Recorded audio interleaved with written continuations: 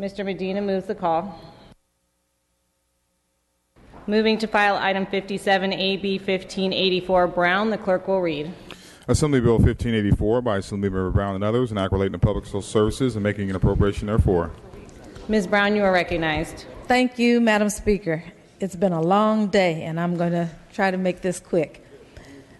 You know, this week, the New York Times front page article talked about homelessness, and it talked about seniors who are homeless.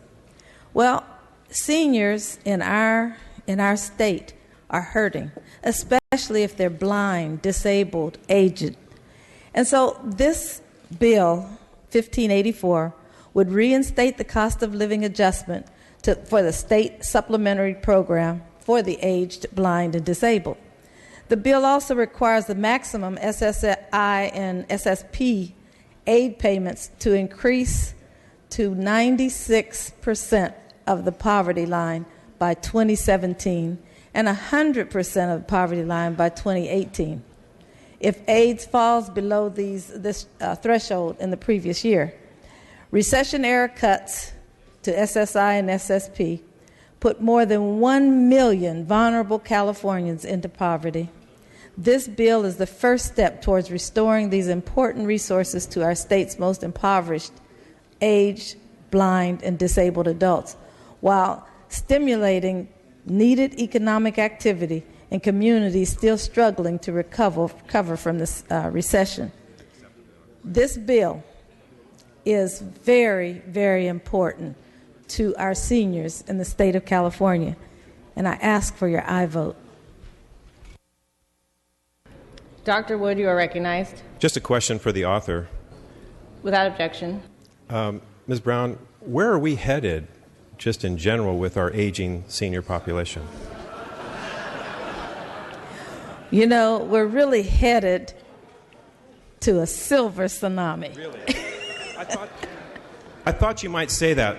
So if we're going to head towards a silver tsunami, I represent the North Coast, which is Del Norte County, and in 1964, a real tsunami blew through there and destroyed the port. We need to be forewarned if we're headed towards a silver tsunami. So I've got something for you.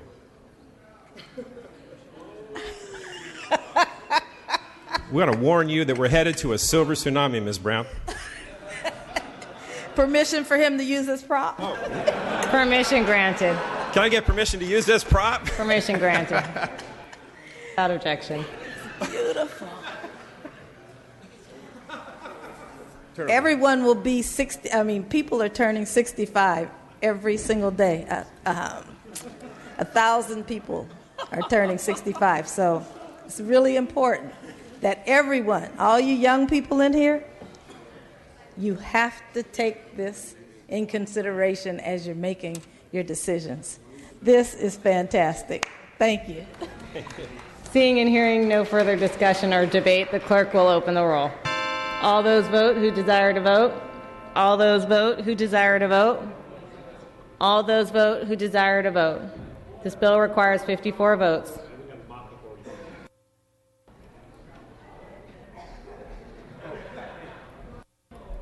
The clerk will close the roll and tally the votes. Aye 61, no 0. The measure passes. File item 59, AB 2002, Stone. The clerk will read. Assembly Bill 2002 by Assemblymember Mark Stone and others, and relating to the Political Reform Act of 1974. Mr. Stone, you are recognized. Thank you, Madam Speaker and members. The Coastal Commission has been given statutory and ballot initiative authority to either do or oversee land use decisions across California. At the time it was created, there was a special ex parte process that was set up, and because of that process, they were exempted. Folks who lobbied commissioners and those decisions were exempted from the rules of being lobbyists. Well, over time, those rules have changed significantly, requiring lobbyists to register who they're doing business with, what their expenses are, and so the public has a better sense of who are influencing decision makers and how. So it is long past time that those who lobby the coastal commissioners themselves should register as lobbyists just as they register when lobbying other state agencies, lobbying us, and influencing decisions that affect all of us across California. Now, there was some concern that this would apply to commission staff. That's been clarified. It does not apply to lobbying or discussions with commission staff. And remember, these are the same lobbyist rules as are in existence for anyone else. $2,000 in revenue or in income a month, specifically lobbying the commission, or spending more than a third of your time lobbying the commission would give rise to the registration. So all of the experts, all of those individuals who do from time to time meet with commissioners, but on an individual basis with one project or not, would really not be having to register. It's time we put this transparency measure in place and make sure that those who are lobbying such an important body, those who are influencing decisions, are disclosing the fact, who they're representing, disclosing the money that they're spending on that, just as any other lobbyist. And I respectfully ask for an aye vote. Mr. Harper, you are recognized. Thank you very much, Madam Speaker and members. This bill is unnecessary, and it will make it harder for property owners to be able to build on their own property. The California Coastal Commission usually makes decisions that affect individual property owners, not large groups of people. AB 2002 will create more costly burdens for coastal property owners who simply want to build a garage, add a room, or add a deck to their house. The intent of registering lobbyists is aimed at regulating those who influence rulemakers who make decisions that affect large numbers of people, not individuals. Property owners will have to file lobbying disclosure statements with the Secretary of State, as well as register there is a lobbyist employer, and deal with the complex recording requirements that we may be used to here, but certainly many of the folks who interact with the Coastal Commission are not. Property owners should be able to improve their property without having to go through this kind of red tape and government bureaucracy. For these reasons, I please ask for a no vote against AB 2002 today. Speaker Emeritus Atkins, you are recognized. Thank you, Madam Speaker. I rise as a joint author of AB 2002. You know, this is really a simple bill. It's an important bill. And certainly given recent light that has been shed on the Coastal Commission, if anybody has been reading any of the articles from the media that talks about what has not been disclosed, we as lawmakers, we as citizens should be outraged. Look, it simply requires Coastal Commission lobbyists to register and disclose their clientele and expenditures the same way that anyone who lobbies us has to do. This is not more delay and red tape of a process or an application. It's disclosure. Simple. Disclosure and transparency. Whether we want to admit it or not, the existing loophole gives these lobbyists an edge with commissioners when they are pushing development projects along the coast. When done outside of the shadows, advocacy has an appropriate role in our system of government. We all abide by that. The bill simply ends the secrecy and the special treatment the Coastal Commission lobbyists are currently able to take advantage of.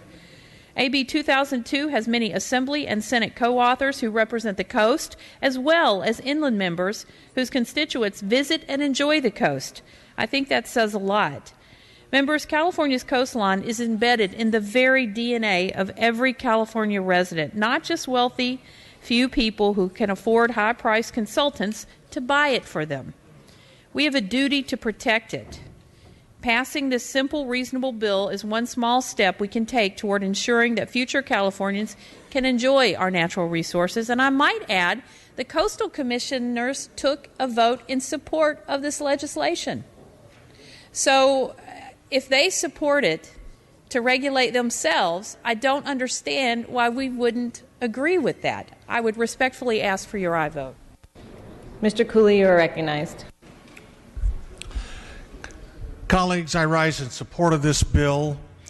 This is an aspect of the People's House, our body, engaging in the process of oversight, which is so essential and vital, to look at the conduct of public affairs in the state of California under the Constitution and statutes that we are sworn to uphold, and looking for places where adjustments may be made. I am reminded that Mickey Edwards a former Republican member of Congress of Oklahoma, chairman of the House Republican Policy Committee in his day, once remarked, when it comes to oversight functions of either oversight committees or oversight subcommittees or any other special task force, anything that is created to do oversight over the executive branch, take off your party hat, put it in a drawer, and deal with this as somebody who's taken an oath of office or works for somebody who's taken an oath of office to carry out the mandates of the Constitution to function as the people's voice.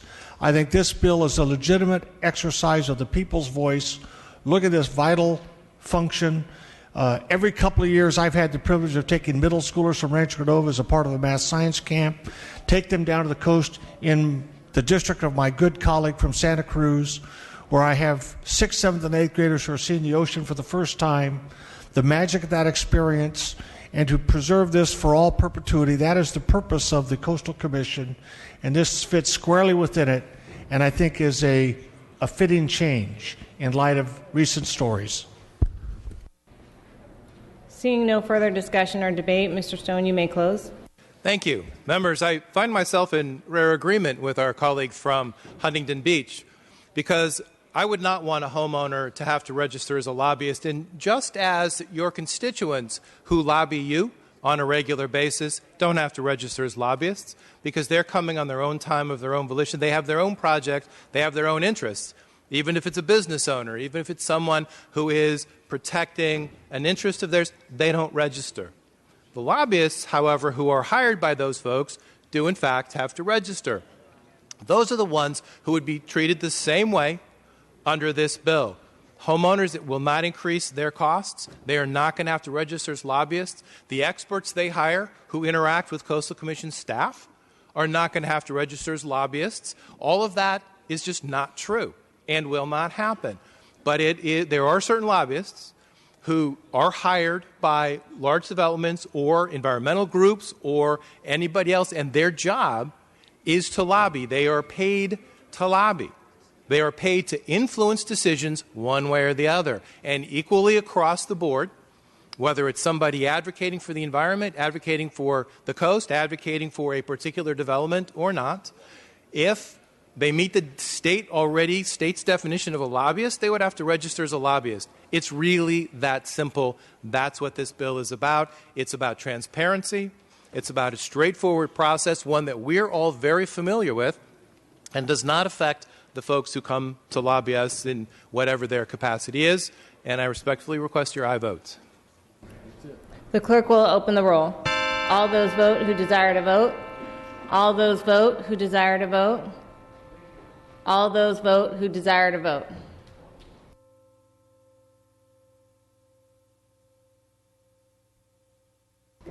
All those vote who desire to vote. This item requires 54 votes.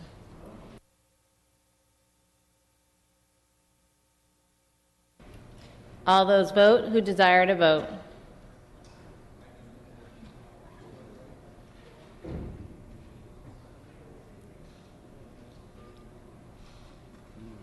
Mr. Stone, what's your pleasure? Mr. Stone moves the call. Moving to file item 63, AB 2140, Hernandez, the clerk will read. Assembly Bill 2140 by Assemblymember Roger Hernandez and others, and act relating to taxation to take effect immediately. Tax levy. Mr. Hernandez, you are recognized. Madam Speaker and members, AB 2140 brings necessary policy changes to existing farm worker housing assistance tax credit program at the State Treasurer's Office. The Farm Worker Housing Assistance Tax Credit Program was created over 20 years ago. Over the years, legislative changes have been made to improve the broader low-income housing tax credit program. However, the Farm Working Housing Assistance Tax Credit Program has not benefited from those policy changes. AB 2140 makes the following changes to the Farm Worker Housing Assistance Tax Credit Program. 1, changes the occupancy requirement from 100% to 50%.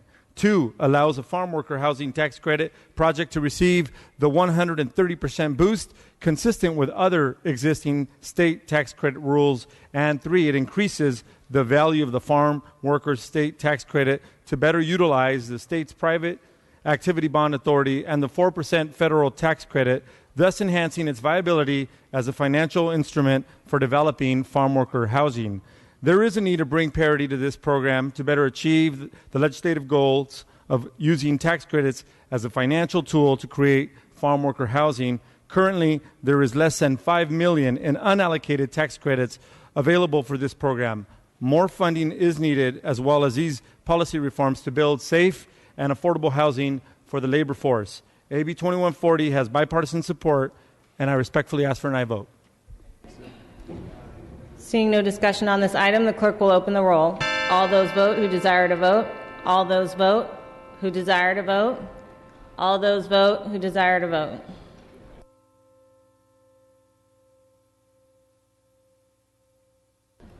The clerk will close the roll, tally the votes, ayes 58, noes 0. The measure passes.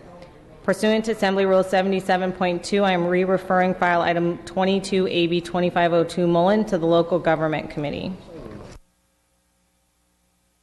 File item 67 AB 2243 Wood. The clerk will read. Assembly Bill 2243 with amendments by Assemblymember Wood. Dr. Wood, you are recognized. Thank you, Madam Speaker and members. I rise to present amendments to AB 2243. Amendments would clarify allocation of the proposed excise tax in the bill. I respectfully ask for your aye vote on these amendments.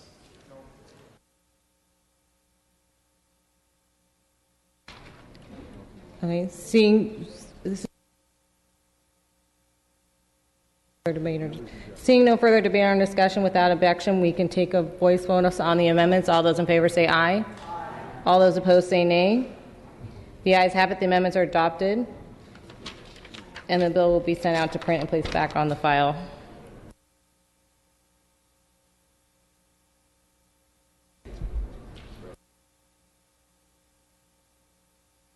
Okay. Earlier today, the rules were suspended to take up this bill without reference to file in mock-up form. The clerk will read. Assembly Bill 2243 by Assemblymember Wood and others, and enact the medical cannabis, therefore, declaring the urgency thereof to take effect immediately. Dr. Wood, you are recognized. Thank you, Madam Speaker and members. In 2014, Sproul Creek and many others in my district went dry for the first time in a number of years, which devastated the watersheds.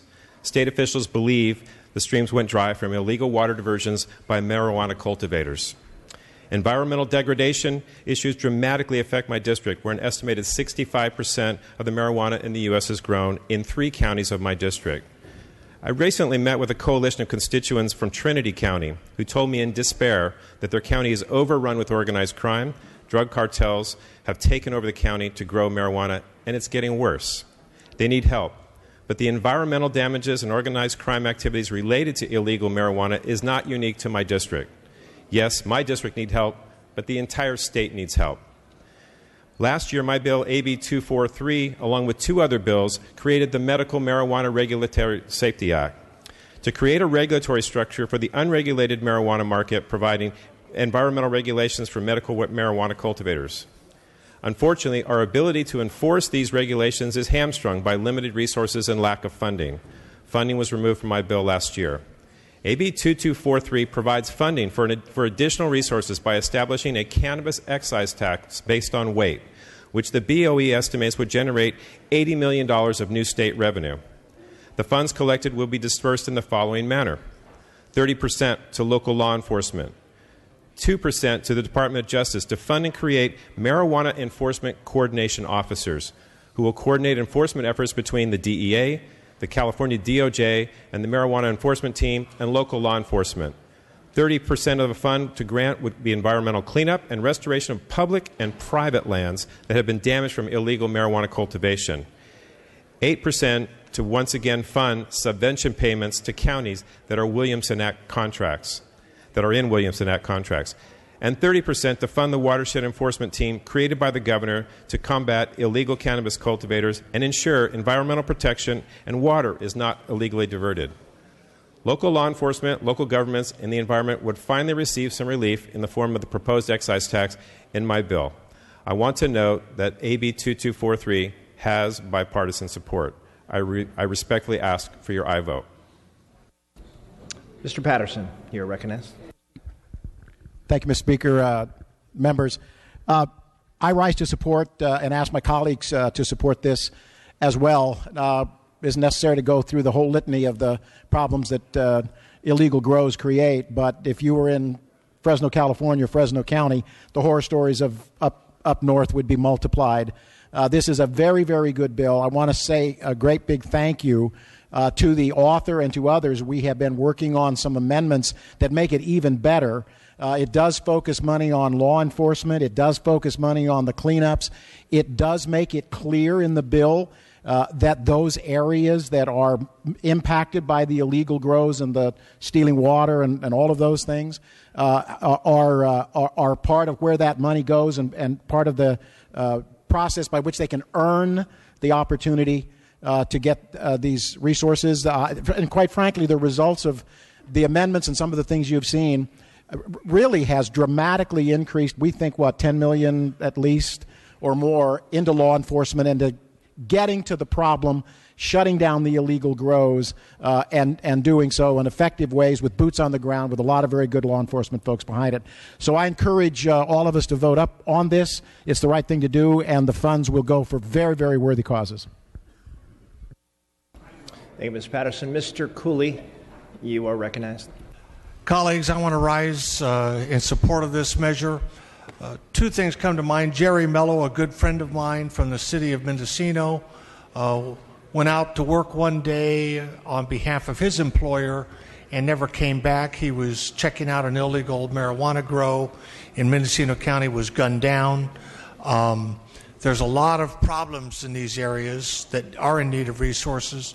The other thing is more just a personal story. In 2010, the city of Rancho Cordova, which is a pretty conservative town here in Sacramento County, we actually put a marijuana tax measure on the ballot, and it passed by 68%. And that taught me that the public knows that there are problems associated with marijuana out in their communities, and that this is an unusual tax because it's one that actually produces resources that can safeguard and preserve quality of life. So I concur that this is an outstanding measure.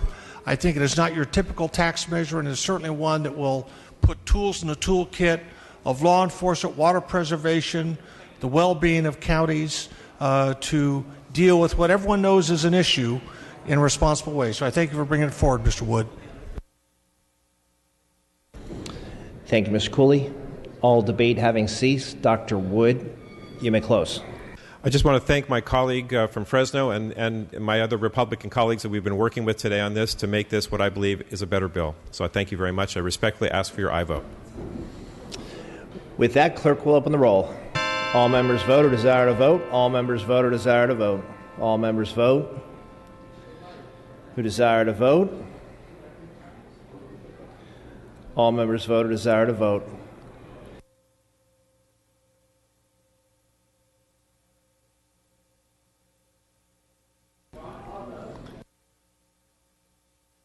All members vote or desire to vote. All members vote or desire to vote.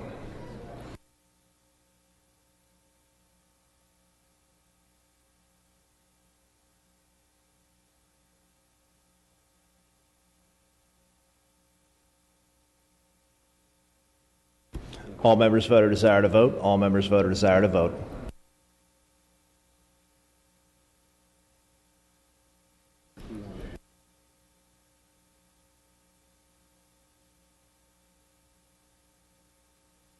All members vote or desire to vote. 54 vote bill. All members vote or desire to vote. All members vote or desire to vote. All members vote or desire to vote.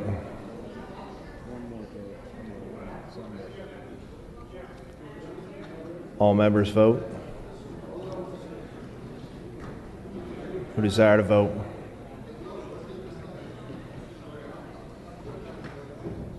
Clerk will close the roll. Tally the vote. Ayes 54, noes 9 on the urgency. Ayes 54, noes 9 on the bill. Measure passes. We are moving to file item 69. AB 2282 by Mr. Calderon. Clerk will read. Assembly Bill 2282 by Assemblymember Calderon, an act relating to housing.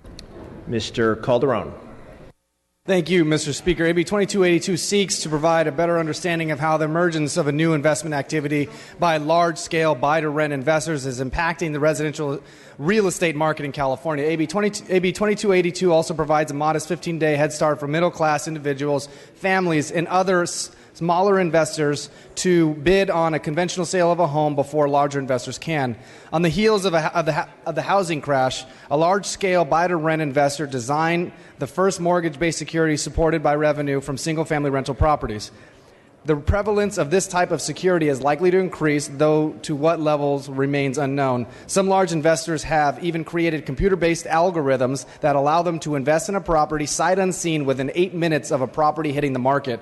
With home prices currently approaching record highs, yet home ownership at a historic low, it is important to understand the size and scope of this type of investment activity of single-family homes and the impacts it has on the real estate market in California. Amendments taken appropriation removed opposition from the California Apartment Association, and I respectfully ask for an aye vote. Seeing and hearing no debate on the item, the clerk will open the roll. All members vote who desire to vote. All members vote who desire to vote. All members vote or desire to vote.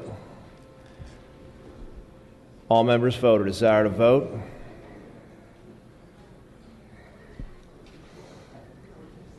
All members vote or desire to vote.